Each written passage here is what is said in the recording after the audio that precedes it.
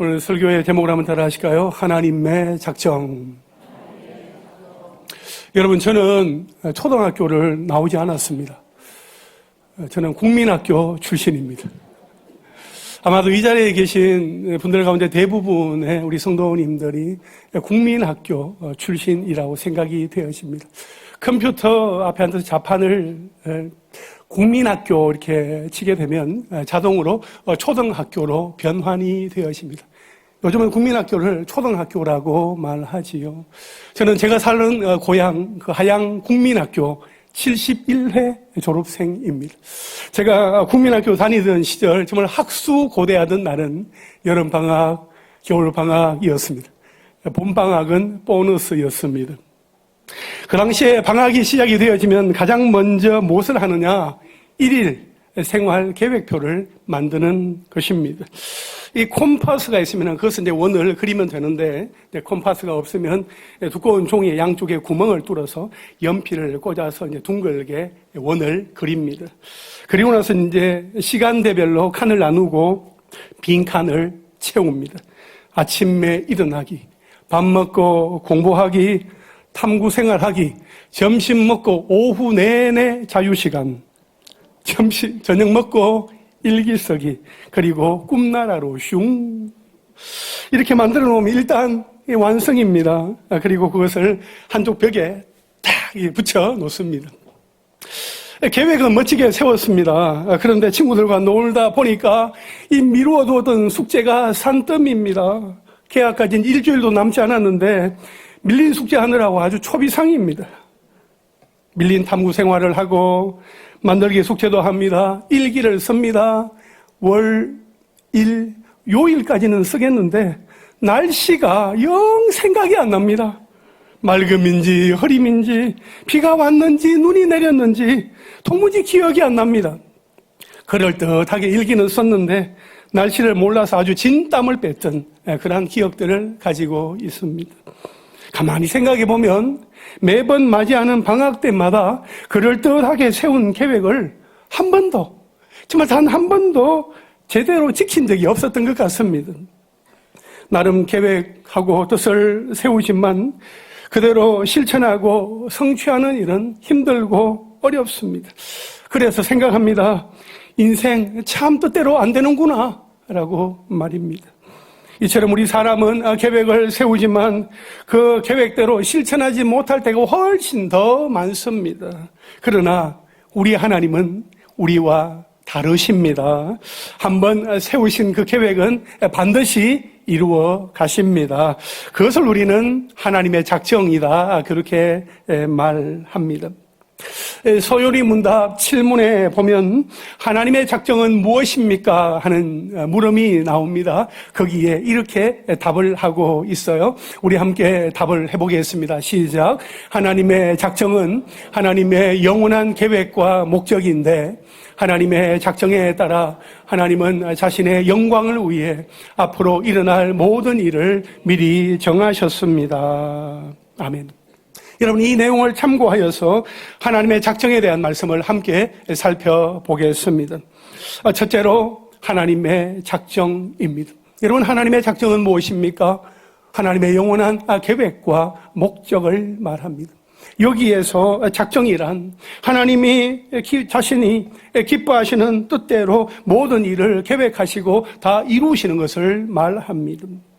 우리가 성경을 통해서 분명히 알 수 있는 사실은 하나님은 자신의 뜻에 따라서 이 세상을 움직이신다 하는 것입니다. 여러분, 오늘 우리가 시편 33편을 읽었는데 이 본문을 보게 되면은 반복해서 나오는 표현들이 있습니다. 굽어 살피신다는 표현인데요. 하나님이 무엇을 굽어 살피십니까? 13절에 보니까 하늘에서 굽어보사 모든 인생을 살피신다 했습니다. 14절에 보니까 세상의 모든 거민들을 굽어 살피신다 했습니다. 그리고 15절에 보면 그들이 하는 일을 굽어 살피신다 말씀을 하고 있습니다. 그러면 하나님이 이렇게 우리를 굽어 살피신다는 것은 우리에게 무엇을 말해 줍니까? 결코 우연이 없다. 결코 우연이란 없다 하는 것입니다. 우리가 생각하는 우연도 하나님의 계획 가운데 있는 것이고, 하나님은 우리를 굽어 살피심으로써 하나님의 뜻, 곧 그 작정을 이루어 가십니다. 이 하나님의 작정은 끊어지지 아니하고 대대에 이르는 영원성과 연대성을 가지고 있습니다. 11절에 여호와의 계획은 영원히 서고 그의 생각은 대대에 이르리로다 했습니다. 하나님의 계획은 영원합니다. 왜냐하면 계획을 세우시는 하나님이 영원하시기 때문입니다. 하나님은 일시적으로 피조 세계를 바라보시는 것이 아니라 영원히 바라보시기 때문입니다. 이 영원이라는 개념 속에는 필연적으로 불변함, 변하지 않음이 전제되어 있습니다. 그러므로 불변하신 하나님이 세우시는 계획은 영원 불변한 계획입니다.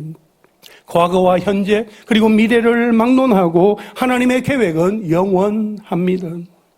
또한 하나님의 계획은 그분의 은혜 언약에 기초하는데, 하나님은 그 은혜 언약을 한 세대에서만 제한적으로 성취하지 않으십니다.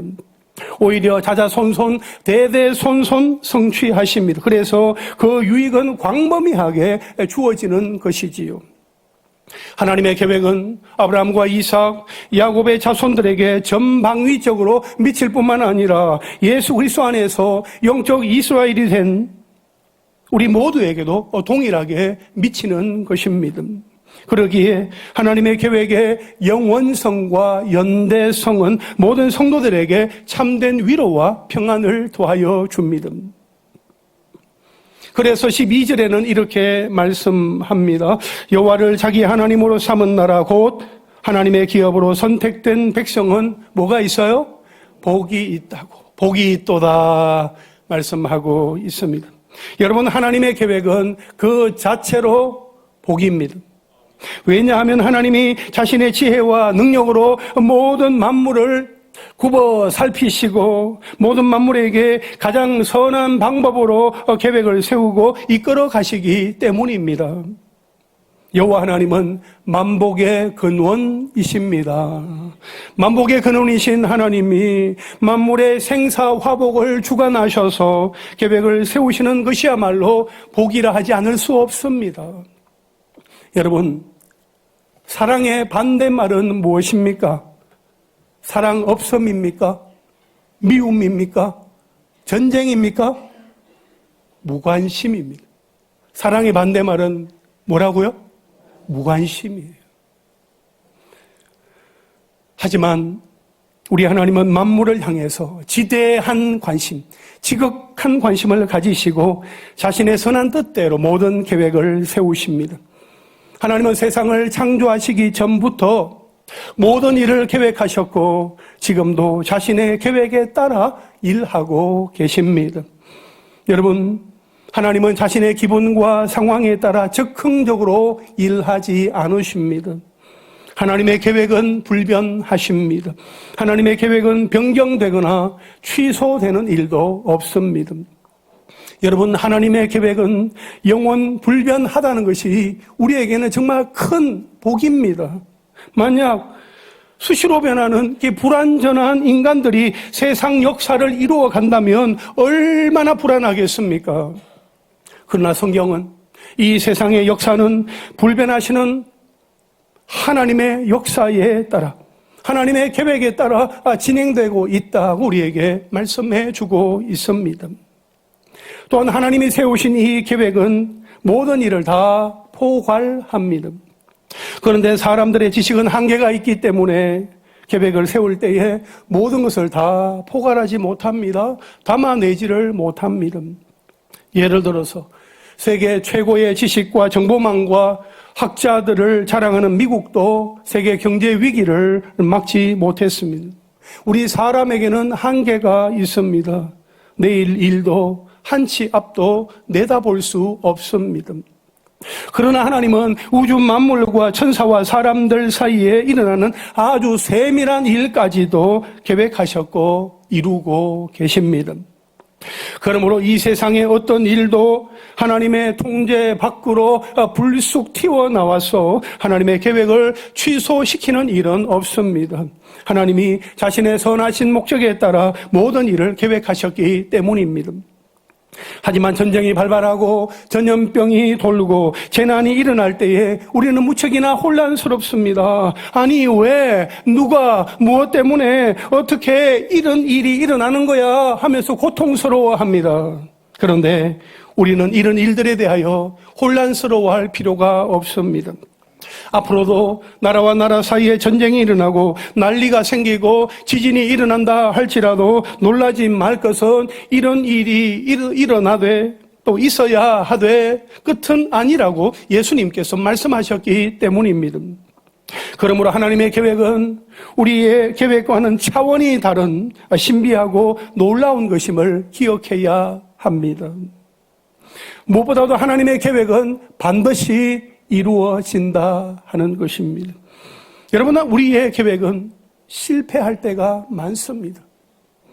왜 생각한 대로, 뜻대로 안 되는 거야 하면서 아주 답답해합니다. 그러나 하나님은 전능하신 분이시기 때문에 하나님이 세우신 계획은 반드시 이루어집니다. 이러한 하나님의 계획에 대한 사례를 성경에서 발견할 수 있습니다. 그 중에서도 요셉의 생애가 좋은 모델이 됩니다. 하나님은 요셉이 17살쯤 되었을 때에 영원 전부터 갖고 계셨던 하나님의 계획의 그 일부를 요셉에게 꿈으로 보여주셨습니다. 요셉이 꿈을 꾸었습니다. 첫 번째 꿈은 요셉이 형제들과 함께 밭에서 곡식단을 묶고 있는데 요셉의 단은 일어서고 형제들의 단은 요셉의 단을 둘러서서 절하는 꿈이었습니다.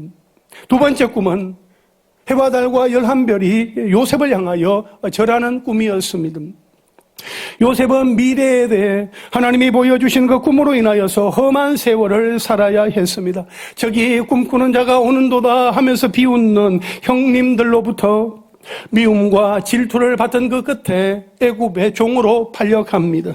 그곳에서 보디발의 집에 가정 총무로 일하다가 감옥에 갇히게 되었고 애굽왕 바로의 그 꿈을 해석해 준 그 결과 그 이후에 시간이 지나면서 애굽의 총리가 되었습니다.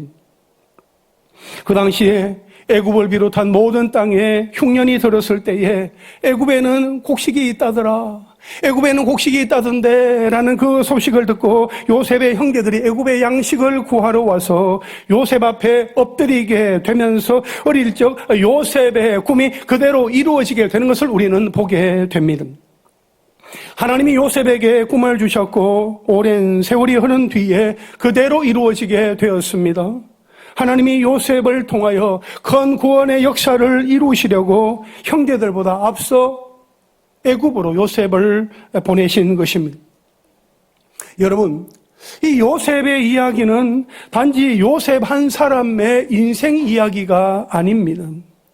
야곱의 가족 70명이 애굽으로 이주하여 430년간 거주하면서 400년간 종살이를 마치고 모세를 통하여서 출애굽하기까지 그 모든 계획은 이미 창세기 15장에서 하나님께서 아브라함에게 보여주시고 말씀하셨던 것입니다. 왜 하나님은 이스라엘 민족을 그렇게 고통스럽게 400년 동안 종살이를 하게 하셨을까요? 그것은 바로 이스라엘을 통해서 메시아를 보내려고 하셨기 때문입니다. 바로의 억압과 폭정 아래에 살았던 이스라엘 민족이 해방된 그 사실을 상기하게 하심으로써 우리가 예수 그리스도를 통해 얻는 구원의 의미를 미리 가르쳐 주시기 위함이었습니다. 그래서 성경은 예수님이 십자가에 돌아가신 사건도 하나님의 계획이다라고 말합니다. 사도행전 2장 23절에 그가 하나님께서 정하신 뜻과 미리 아신 대로 내준 바 되었거늘 너희가 법 없는 자들의 손을 빌어 못 박아 죽였으나 라고 말씀을 하고 있습니다. 여러분, 하나님은 이 일을 영원전부터 계획하고 계셨습니다.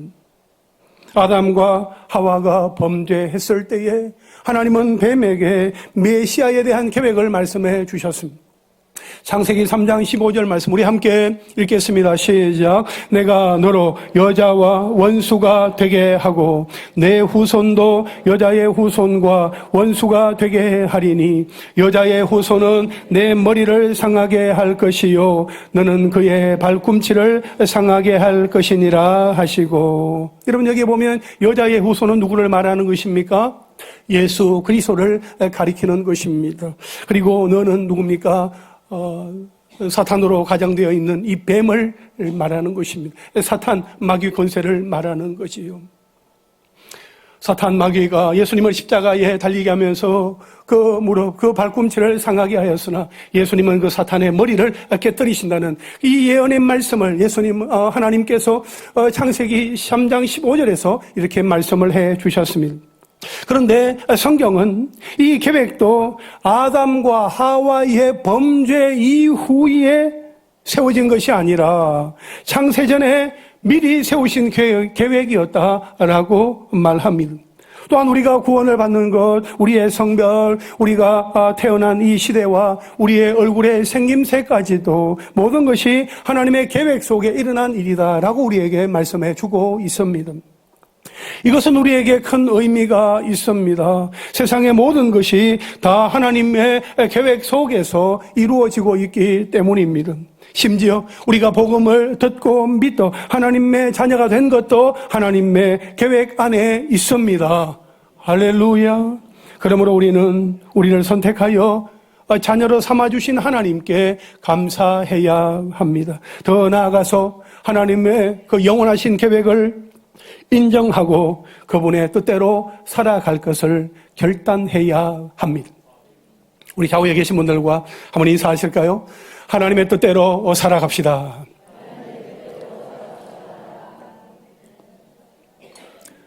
누구의 뜻대로 살아가자고요? 내 뜻이요? 내 생각이요? 내 방법이요? 내 계획이 아니라 하나님의 뜻대로, 하나님의 계획대로, 하나님의 말씀대로 우리가 살아갈 수 있기를 소망합니다. 둘째로 하나님의 작정과 사람의 자유의지입니다. 여러분 하나님의 계획을 믿습니까? 하나님의 계획을 믿습니까? 여러분 우리가 하나님을 믿는다는 것은 하나님을 믿으면서 하나님의 계획도 믿는다 하는 것입니다. 그런데 우리는 하나님의 계획을 다 이해할 수는 없습니다. 그러다 보니까 죄로 인한 타락과 하나님의 주권에 대해 이런 의문이 생길 수 있습니다. 아니 하나님이 다 계획하셨다면 천사의 타락과 사람의 범죄도 하나님의 역사인가 하는 것입니다. 이와 관련하여서 성경은 우리에게 아주 중요한 사실들을 말해주고 있습니다. 모든 것이 다 하나님의 계획 속에 있지만 하나님이 죄를 만드시지는 않았다 하는 것입니다. 야고보서 1장 13절에 사람이 시험을 받을 때에 내가 하나님께 시험을 받는다 하지 말지니 하나님은 악에게 시험을 받지도 아니하시고 친히 아무도 시험하지 아니하시느니라 했습니다. 여기서 말하는 시험은 유혹하여 넘어뜨리는 템프테이션을 말하는 겁니다. 테스트가 아니에요. 그러니까 하나님은 나쁜 의도를 가지고 사람을 넘어뜨리려고 하시는 분이 아니시다 하는 겁니다. 전도서 7장 29절에 보면 내가 깨달은 것은 오직 이것이라 곧 하나님은 사람을 어떻게 지으셨어요? 정직하게 지으셨으나 사람이 많은 꾀들을 만들어낸 것이다. 하나님은 정직하게 만드셨는데 사람들이 그렇게 많은 꾀를 만들어내었다. 죄를 만들어내었다. 이렇게 말씀을 하고 있는 것입니다. 요한일서 1장 5절에 보면 우리가 그에게서 듣고 너희에게 전하는 소식은 이것이니 곧 하나님은 빛이시라 그에게는 어둠이 조금도 없으시다는 것이니라 이렇게 말씀을 하고 있습니다. 여러분 이 말씀들은 하나님은 빛처럼 절대로 선하신 분이기 때문에 하나님께는 전혀 악도 없고 죄도 없다 하는 것을 말씀해 주고 있습니다. 그러면 죄악은 누가 만든 것입니까? 성경이 우리에게 가르쳐 주는 것은 죄의 창시자가 하나님이 아니라 사람이다 하는 것입니다. 여기에서 이런 질문이 생깁니다. 아니 어떻게 하나님이 지으신 사람과 천사가 어떻게 죄를 지을 수 있는가 하는 것입니다. 하나님은 피조물 가운데 특별히 천사와 사람에게는 자유의지를 주셨습니다. 뭘 주셨다고요? 자유의지를 주셨다는 것입니다. 세상에 있는 모든 피조물은 하나님의 법대로 이렇게 움직이지만 사람과 천사에게는 자유의지를 주셔서 하나님을 선택할 수도 있고 하나님을 배반할 수도 있는 아주 독특한 존재로 창조하셨다 하는 것입니다. 그러나 하나님은 우리의 자유를 하나님이 허락하신 범위 안에서 사용할 수 있게 하셨습니다. 그러면 그 자유가 무제한의 자유가 아니지 않습니까? 그렇습니다. 무제한으로 자유를 누릴 수 있게 하신 것이 아니라 자유의 그 범위를 정하신 것입니다. 다시 말하면 하나님은 인간의 행동이 우리 속에 있는 본성과 성향을 따라서 행동하도록 그 자유의 범위를 제한시켜 놓으셨습니다. 예를 들어서 사과나무는 사과 열매를 맺을 자유는 있지만은 배 열매를 맺을 자유는 없다 하는 것입니다. 예수님은 우리 인간의 자유도 마찬가지라고 말씀을 하셨습니다. 인간이 죄악으로 물들어서 우리의 본성 자체가 죄로 물들면 우리의 의지는 자기가 좋아하는 것을 하는 자유로만 실행됩니다. 싫어하는 것을 행하는 것이 아니라 자기가 가장 좋아하는 것을 행하게 된다 하는 것입니다. 이처럼 하나님이 우리에게 의지를 주실 때에는 자기 속에 있는 자기가 좋아하는 욕구대로 살 수 있는, 아니 선택할 수 있는 자유를 주셨다는 것입니다. 그런 면에서 의지의 자유가 있기는 하지만 자기 본성의 범위 내에서 제한을 받습니다. 그래서 타락한 죄인들은 본성이 죄로 물들었기 때문에 자신이 좋아서 선택하는 그 결과가 악한 행동이 된다는 뜻입니다. 결국 아담이 범죄하여서 타락한 이후에 우리에게 주어지는 자유는 죄를 지을 자유만 있다 하는 것입니다. 그래서 죄인들이 강제로 죄를 짓는 것이 아닙니다.